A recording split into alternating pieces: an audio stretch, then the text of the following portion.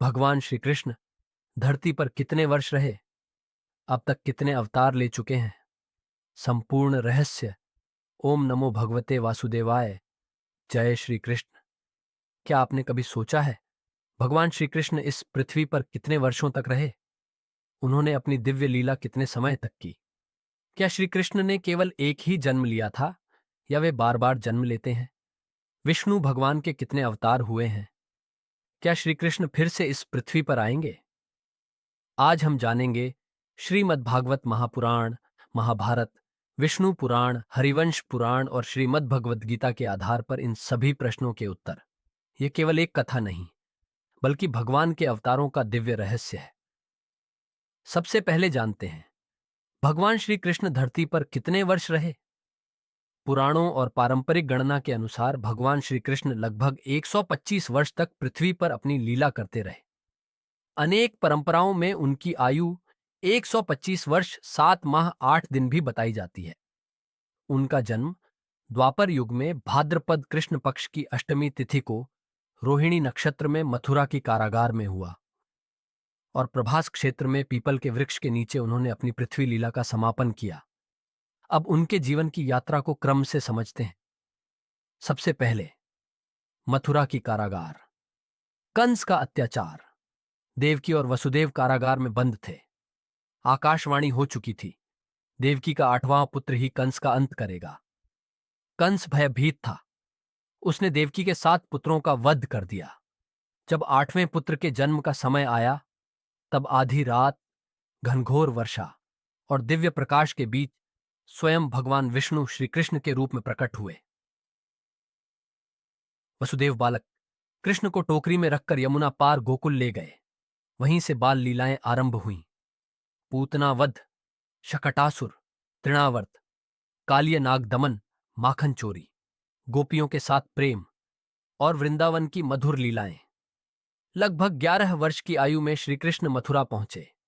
उन्होंने कुवलयापीड़ हाथी का वध किया, चाणूर और मुष्टिक जैसे पहलवानों को परास्त किया और अंत में कंस का वध कर अपने माता पिता को मुक्त कराया। इसके बाद श्रीकृष्ण ने उज्जैन में संदीपनी आर्षि के आश्रम में शिक्षा ग्रहण की। उन्होंने केवल 64 दिनों में 64 कलाएं सीख लीं। गुरु दक्षिणा में अपने गुरु के मृत पुत्र को वापस लाकर दिया। फिर जरासंध ने मथुरा पर बार बार आक्रमण किया। प्रजा की रक्षा के लिए श्रीकृष्ण ने समुद्र के बीच दिव्य नगरी द्वारका बसाई। यहीं से वे द्वारकाधीश कहलाए। इसके बाद रुक्मिणी विवाह, सत्यभामा, जाम्बवती, कालिंदी, भद्रा, मित्रविंदा, लक्ष्मणा और अन्य दिव्य लीलाएं हुईं। नरकासुर का वध किया। 16,100 राजकुमारियों को सम्मानपूर्वक मुक्त कराया। महाभारत का समय आया। भगवान ने शस्त्र न उठाने का प्रण लिया, लेकिन अर्जुन के सारथी बने। कुरुक्षेत्र में उन्होंने अमर भगवद गीता का उपदेश दिया। आज भी करोड़ों लोग उसी गीता को जीवन का मार्गदर्शक मानते हैं। महाभारत के बाद लगभग 36 वर्षों तक भगवान द्वारका में रहे। फिर यादव वंश का अंत हुआ। बलराम जी अपनी दिव्य लीला समेटकर शेषनाग रूप में लौट गए।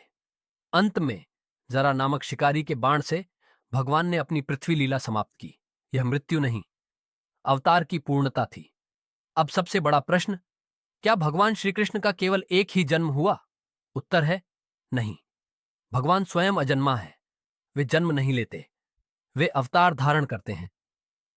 गीता में भगवान कहते हैं, यदा यदा ही धर्मस्य ग्लानिर्भवति भारत। जब जब धर्म की हानि होती है, मैं अवतार लेता हूं। अब जानते हैं भगवान विष्णु के कितने अवतार हुए हैं। भागवत पुराण कहता है, भगवान के अवतार असंख्य हैं। जैसे किसी विशाल झील से अनगिनत जलधाराएं निकलती हैं, वैसे ही भगवान समय समय पर अनेक रूपों में प्रकट होते हैं। लेकिन सबसे प्रसिद्ध हैं दशावतार। 1, मत्स्य 2, कूर्म 3, वराह 4, नरसिंह 5, वामन 6, परशुराम 7, श्रीराम 8, श्रीकृष्ण 9, बुद्ध, कुछ परंपराओं में बलराम 10, कल्कि जो अभी आने वाले हैं। लेकिन क्या केवल यही 10 अवतार हैं? नहीं। भागवत पुराण में 24 प्रमुख अवतारों का भी वर्णन मिलता है, जिनमें सनकादिक, नारद, कपिल, दत्तात्रेय, ऋषभदेव, हंस, मोहिनी, धन्वंतरि, व्यास, और अनेक अन्य अवतार सम्मिलित हैं। अब प्रश्न, क्या श्री कृष्ण फिर आएंगे? कलयुग के अंत में भगवान विष्णु कल के अवतार के रूप में प्रकट होंगे। उस समय अधर्म चरम सीमा पर होगा। तब भगवान शंभल ग्राम में जन्म लेकर धर्म की पुनः स्थापना करेंगे। अब एक और रहस्य समझिए। क्या श्री कृष्ण और विष्णु अलग हैं? नहीं। वैष्णव परंपरा के अनुसार श्री कृष्ण स्वयं पूर्ण पुरुषोत्तम भगवान हैं। विष्णु उनके ही दिव्य स्वरूप हैं, जबकि अन्य परंपराएं श्री कृष्ण को विष्णु का पूर्णावतार मानती है। दोनों ही मत सनातन परंपरा में सम्मानित है। अब श्री कृष्ण के 125 वर्षों का संक्षिप्त कालक्रम: जन्म, मथुरा, बाल लीला, गोकुल और वृंदावन, कंसवध लगभग 11 वर्ष, शिक्षा उज्जैन।